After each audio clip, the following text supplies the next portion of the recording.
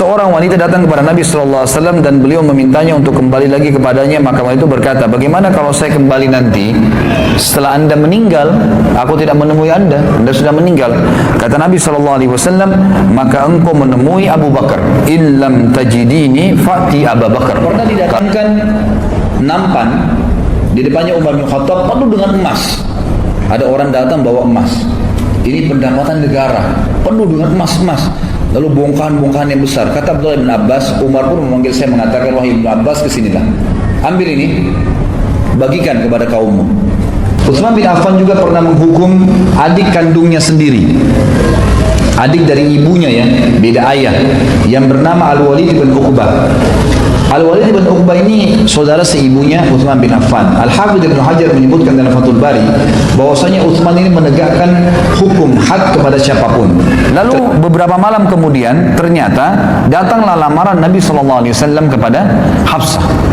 Lalu Umar pun menikahkannya. Di hari pernikahan Nabi SAW dengan Hafsah, Abu Bakar baru berkata kepada Umar begini, apakah kamu tahu, wahai Umar, bukankah kau sudah tawarkan Hafsah kepada saya? Kata Umar, benar. Assalamualaikum wahai pemilik cahaya api itu. Lalu wanita itu menjawab. Setelah itu Umar mengatakan, apakah engkau mengizinkan aku mendekat? Kata wanita itu, mendekatlah tapi dengan sopan, kalau enggak pergilah. Kata Umar bin Khattab pada saat mendekat, ada apa? Wahai hamba Allah. Dia bilang, dan kenapa anak-anakmu menangis? Dia bilang, saya sudah berapa hari enggak makan, anak saya kelaparan, butuh makanan. Terus apa yang kamu masak di panci? Yang saya masak di panci sebuah batu yang saya masukkan supaya anak-anak saya kira saya masak, dan ini sudah 3 hari berjalan. Pada saat kaum Khawarij itu datang kemudian membunuh Utsman bin Affan, kecuali pedang akan terhunus sampai hari kiamat, padahal sebelumnya telah dilarang oleh Nabi SAW. Kemudian Urwah bin Zubair berkata radhiyallahu anhu, seorang sahabat Nabi berkata, aku mendapati zaman Utsman bin Affan, aku sempat hidup sampai Utsman menjadi khalifah. Tidak ada jiwa yang muslim kecuali dia mempunyai hak yang sama pada harta Allah, semuanya dengan keadilan. Jadi ini kesaksian, kok aneh ada orang yang berusaha untuk membunuh Utsman bin Affan.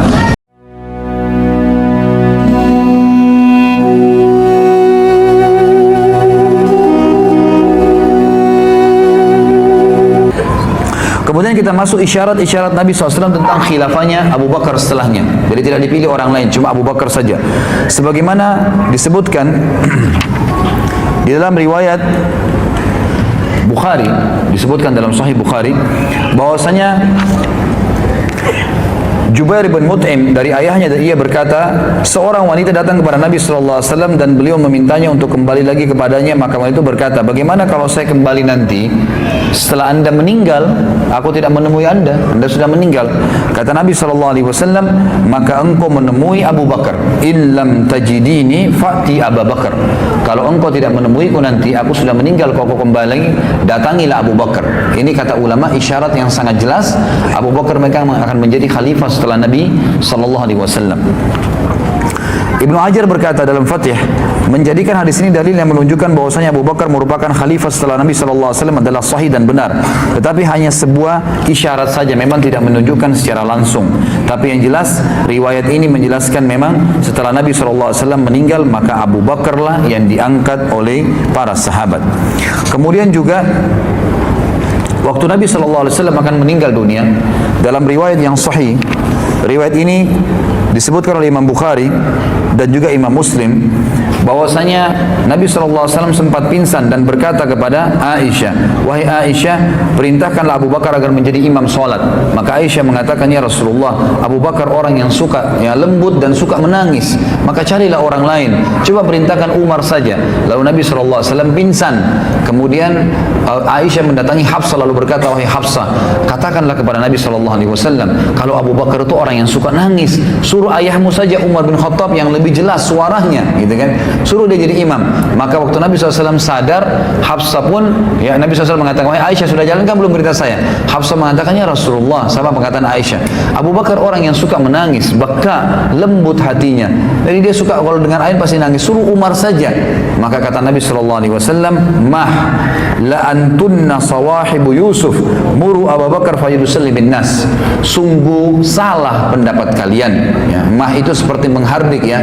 Sungguh kalian wanita sama dengan teman-temannya Yusuf. Maksudnya orang-orang wanita yang pernah memuji-muji Yusuf, pikirannya hanya ke situ saja, sekitar itu, ragu dalam menegakkan kebenaran atau meyakini kebenaran. Perintahkan Abu Bakar yang akan menjadi menggantiku salat. Maka akhirnya Abu Bakar pun menggantikan Nabi SAW untuk salat.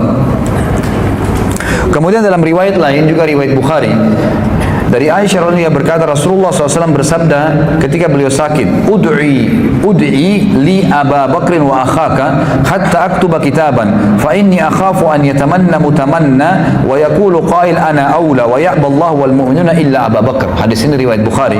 Terjemahannya, panggilkan ayahmu wahai Aisyah dan saudaramu Abdurrahman sehingga aku bisa menulis sebuah surat, karena aku khawatir ada orang yang berharap dan berkata aku lebih berhak untuk menggantikan Nabi Muhammad SAW, padahal Allah dan orang-orang beriman menolak ya, kecuali Abu Bakar. Dan ini jelas isyarat dari Nabi SAW bahwasanya Abu Bakar adalah pengganti beliau. Digunakan secara umum. Ini diantara riwayat. Abdullah bin Abbas juga mengatakan pernah didatangkan nampan di depannya Umar bin Khattab penuh dengan emas. Ada orang datang bawa emas. Ini pendapatan negara, penuh dengan emas-emas. Lalu bongkahan-bongkahan yang besar. Kata Abdullah bin Abbas, Umar pun memanggil saya mengatakan, wahai Ibn Abbas, kesinilah. Ambil ini, bagikan kepada kaummu. Abdullah bin Abbas mengatakan, baiklah, saya sibuk membagikan harta tersebut. Lalu pada saat aku sibuk membagikan di hadapan Umar, tiba-tiba aku mendengarkan tangisan dari Umar yang berkata, ya Allah, aku tidak tahu kenapa engkau tidak mendatangkan emas ini kepada dua orang sebelumku, Rasulmu Muhammad SAW dan sahabatnya Abu Bakar. Ya. Tentu engkau tidak datangkan kepada mereka. Maksudnya kenapa emas ini enggak datang justru waktu Nabi jadi Nabi, waktu masih hidup? Kenapa bukan zaman Abu Bakar waktu jadi raja? Kalau ini datang di zaman mereka, engkau tidak datangkan di zaman mereka ya Allah, tentu kan engkau inginkan kebaikan buat mereka, jadi tidak ada tanggung jawabnya. Sekarang engkau datangkan kepada aku tidak tahu ini kebaikan atau keburukan, maka izinkanlah aku ya Allah untuk mengeluarkannya. Maka Abu Bakar Umar pun mengeluarkan semua tadi dari harta didapatkan pendapatan negara ya. Kalau kita pikir-pikir sekarang mungkin presiden bisa nikmatin sebagiannya. Ini sama sekali dikeluarkan, bahkan dia bermuhasabah, dianggap itu sebuah fitnah yang tidak pernah datang kepada Nabi SAW. Dan Utsman bin Affan juga pernah menghukum adik kandungnya sendiri, adik dari ibunya ya, beda ayah, yang bernama Al-Walid bin Uqbah. Al-Walid bin Uqbah ini saudara seibunya Utsman bin Affan. Al-Hafidz Ibnu Hajar menyebutkan dalam Fathul Bari bahwasanya Utsman ini menegakkan hukum had kepada siapapun. Ternyata setelah Utsman bin Affan mendapatkan berita kalau adiknya ini terdapat ya pernah satu waktu meminum khamr, lalu datangkanlah saksi pada saat itu. Padahal sebenarnya Al-Walid ini adalah orang yang saleh, orang yang baik, tapi satu waktu dia lalai gitu kan, maka dia pun minum khamr. Diberikanlah kesaksian, ada orang yang memberikan saksi mengatakan saya melihat Al-Walid itu muntah. Kemudian yang satu lagi mengatakan saya melihat Al-Walid meminum khamr gitu kan. Jadi ada saksi yang pertama bernama Humran memberikan kesaksian tersebut, dan ada laki-laki yang lain mengatakan Al-Walid muntah. Maka Utsman berkata seketika pada saat itu dia tidak muntah sampai kecuali karena dia meminumnya. Lalu kata Utsman bin Affan kepada Ali, wahai Ali, berdirilah dan cambuklah dia. Maka akhirnya Ali pun menyuruh pada saat itu, karena Ali adalah tangan kanannya Utsman. Ali berkata kepada Abdullah bin Ja'far, berdiri dan cambuklah dia. Maka dicambuklah Al-Walid yang merupakan tadi pada saat itu adalah adiknya Khalifah, adiknya Utsman bin Affan, dan dicambuk sampai 40 kali. Lalu kata Utsman, berhenti. Sesungguhnya Nabi SAW telah mencambuk pemabuk 40 kali dan Abu Bakar mencambuk 40 kali. dan Umar mencambuknya sampai 80 kali. Maka aku lebih suka dengan 40 kali sebagaimana Nabi SAW dan Abu Bakar mengerjakannya. Tentu Umar bin Khattab menambah 80 waktu itu karena Umar melihat dengan ijtihad beliau sebagai pemimpin khamr makin merajalela, gitu kan? Maka beliau dobelkan hukumannya, dan beliau adalah salah satu dari khulafaur rasyidin. Bukan semua orang bisa melakukan ini, karena Nabi SAW mengatakan dalam hadis Irbad yang masyhur, alaikum bisunnati wa sunnatul khulafaur rasyidin min ba'di addu 'alaiha bin nawajid, al hadis. Jadi dikatakan berpeganglah pada sunnahku dan sunnah khulafaur rasyidin setelahku, Abu Bakar, Umar, Uthman dan Ali. Umar termasuk salah satunya. Berpegang teguhlah pada keduanya, sunnahku dan sunnah khulafaur rasyidin, walaupun dengan gigi geraham kalian. Di sini juga penulis mengatakan tidak pantas bagiku membuka rahasia Rasulullah SAW. Jadi ada sebuah kasus terjadi waktu Hafsah binti Umar. Tahu Hafsah siapa ya? Siapa Hafsah? Hah? Siapa? Istri Umar, istri Rasulullah SAW, anaknya Umar, ya. Hafsah binti Umar, salah satu ummahatil mu'minin, itu janda dia. Waktu suaminya meninggal, namanya Khunais ibn Huzaifah As-Sahmi. Ini salah satu sahabat yang mulia dari Madinah, ya, yang meninggal dunia, wafat di Madinah pada saat itu. Dia dari Mekah tapi meninggal di Madinah. Lalu Umar berkata, mohon maaf tadi sebelumnya riwayat yang saya katakan kisah tentang Abdullah bin Umar menceritakan itu turunnya surah Ghafir ayat 28, itu footnote-nya diriwayatkan Imam Bukhari, ya.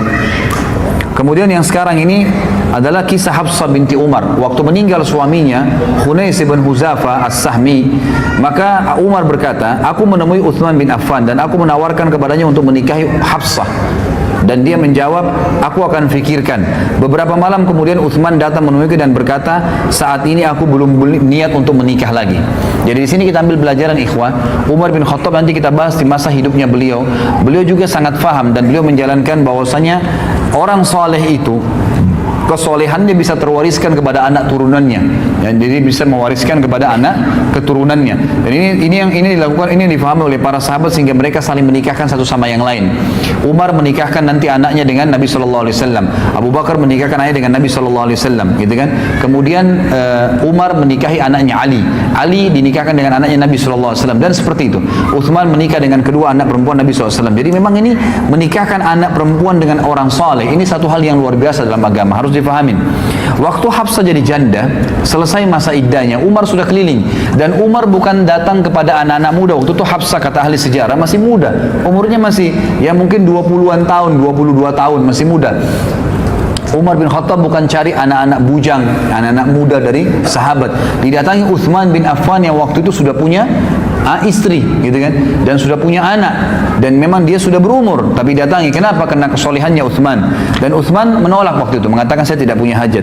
Lalu Umar pun berkata, aku mendatangi Abu Bakar As-Siddiq. Lalu aku berkata, jika engkau berkenan, aku akan menikahkan kamu dengan Hafsah. Dan ini juga riwayat ini menjelaskan, riwayat ini hadis sahih, ya. Ini diriwayatkan, ini disebutkan di dalam Sahih Bukhari, ya. Imam Bukhari dilihat di footnote nomor 41 ayat halaman 134, ya. Di sini ulama mengatakan bukan aib seorang ayah menawarkan anak perempuannya kepada orang saleh, gitu kan? Itu bukan aib. Sebagaimana bukan aib juga seorang muslimah mukminah menawarkan dirinya kepada orang yang mukmin, tapi dengan cara-cara syar'i. Sebagaimana wanita mukmin yang menawarkan dirinya kepada Nabi sallallahu alaihi wasallam. Karena memang mengejar iman itu satu poin yang penting, ya. Satu poin yang penting. Jadi itu boleh kita kejar. Jangan terbalik. Kita sekarang mengejar orang-orang malah yang rusak, ya. Mohon maaf, yang tiap hari telanjang, tiap hari dipegang oleh laki-laki, itu dikejar oleh laki-laki kita sekarang. Dianggap karena ini cantik, ini segalanya dan seterusnya. Seakan-akan orang mukmin tidak ada yang cantik. Ini keliru, ya kan gitu. Ini pemahaman yang keliru. Dari sini kita bisa lihat bagaimana boleh seorang mengejar iman dari orang yang lain. Maka Abu Bakar pun, kata Umar, terdiam. Dan aku, ya, lebih baik menerima perkataan jawaban dari Abu Bakar daripada Abu Bakar diam. Maka saya pun merasa tersinggung Umar waktu itu. Kenapa kok diam? Minimal seperti Uthman mengatakan saya nggak bisa misalnya, gitu kan. Tapi dia diam. Lalu beberapa malam kemudian ternyata datanglah lamaran Nabi SAW kepada Hafsah. Lalu Umar pun menikahkannya. Di hari pernikahan Nabi SAW dengan Hafsah, Abu Bakar baru berkata kepada Umar begini, apakah kamu tahu, wahai Umar, bukankah kau sudah tawarkan Hafsah kepada saya? Kata Umar, benar. Apakah kamu tahu kenapa saya diam? Kata Umar, tidak. Kata Abu Bakar apa? Yang menghalangiku untuk memberikan jawaban kepadamu atas permintaanmu itu adalah karena aku mengetahui bahwasanya Rasulullah SAW telah menyebut nama Hafsah. Tidak pantas bagiku membuka rahasia Rasulullah SAW. Seandainya Rasulullah SAW tidak berkenan, niscaya aku yang akan menerima tawaranmu. Jadi di sini jelas Abu Bakar radhiyallahu anhu bukan tidak mau menikahi Hafsah, tapi tidak mau mendahului Nabi SAW karena Nabi sempat menyebutkan namanya Hafsah pada saat meninggal. Nabi tidak bilang saya akan nikahi Hafsah, tidak. Cuma mengatakan Hafsah kesihan tinggal suaminya. Maka Nabi SAW, maka Abu Bakar tidak mau mendahului Nabi SAW. Kalau Nabi tidak nikahi, barulah dia nikahi. Kisah yang lain juga, Umar bin Khattab radhiyallahu anhu pernah satu malam jalan, kemudian menemukan di luar kota Madinah tentunya ini kisah yang sahih adalah di luar kota Madinah. Kemudian dia lagi jalan dan dia temukan ternyata ada seorang wanita yang sedang duduk, kemudian di sebelahnya ada 3 orang anak yang sedang menangis. Kemudian Umar bin Khattab pun datang sambil mengatakan, Assalamualaikum wahai pemilik cahaya api itu. Lalu wanita itu menjawab, setelah itu Umar mengatakan, apakah engkau mengizinkan aku mendekat? Kata wanita itu, mendekatlah tapi dengan sopan, kalau enggak pergilah. Kata Umar bin Khattab pada saat mendekat, ada apa? Wahai hamba Allah, dia bilang, dan kenapa anak-anakmu menangis? Dia bilang, saya sudah berapa hari enggak makan, anak saya kelaparan, butuh makanan. Terus apa yang kamu masak di panci? Yang saya masak di panci sebuah batu yang saya masukkan supaya anak-anak saya kira saya masak, dan ini sudah 3 hari berjalan. Sementara Amir Mukminin tidak perhatian kepada kami. Dia tidak tahu kalau ini Umar bin Khattab. Lalu Umar pun berkata kepada temannya, kalau tidak salah itu bersama dengan Ubay bin Ka'ab. Mereka berdua lalu menuju ke Baitul Mal, mengambil kebutuhan muslimin, dipikul. Kemudian Umar berkata, angkatlah ke pundakku. Kata Ubay, biar saya yang angkat Amir Mukminin. Kata Umar, angkat ke pundakku sampai 3 kali. Ubay terus mengatakan, biar saya Amir Mukminin. Kata Umar, apa kau ingin memikul dosaku pada hari kiamat? Maka Ubay pun diam. Lalu pergilah mereka berdua ke sana. Lalu Umar bin Khattab, dalam riwayat ini dikatakan meniup panci yang tadinya apinya sudah mulai redam, sampai terlihat asap dan percikan-percikan api berada di antara jenggot beliau. Dan waktu itu Umar bin Khattab memiliki jenggot yang sama Nabi SAW sampai ke dadahnya radhiyallahu anhu. Kemudian beliau meniup di tengah malam, seorang raja meniup api panci untuk memasakkan masyarakatnya. Setelah terbakar api tersebut, lalu Umar bin Khattab mengatakan kepada ibu tersebut, taburilah gandum di atas air. Lalu Umar yang mengaduknya. Terus diaduk sampai menjadi kental, menjadi makanan. Ditaruhlah garam, ditaruhlah segala kebutuhannya. Kemudian setelah itu diberikanlah makan oleh Umar bin Khattab. Dikatakan, berikan saya nampan, dikasih nampan, ditumpah. Kemudian diberikan makan anak-anak tersebut sampai semua kenyang. Setelah kenyang, kata Umar, ambillah ini semua. Lalu ibu tersebut berkata, sungguh demi Allah kau lebih baik daripada Amir Mukminin. Dia tidak tahu kalau ini Umar bin Khattab. Kata Umar, janganlah berkata begitu wahai ibu. Kalau kau satu waktu bertemu dengan Amir Mukminin, kau pasti akan menemukan saya ada di sana, gitu kan? Hanya begitu saja. Lalu Umar bin Khattab memegang tangan Ubay, sama-sama keluar. Kata Ubay, waktu Umar bin Khattab, Amir Mukminin meninggalkan tempat tersebut, lalu dia menyelip di antara semak belukar seperti binatang buas yang sedang mengintai mangsanya. Dilihat dengan teliti ke arah ibu tadi sama anak-anak itu.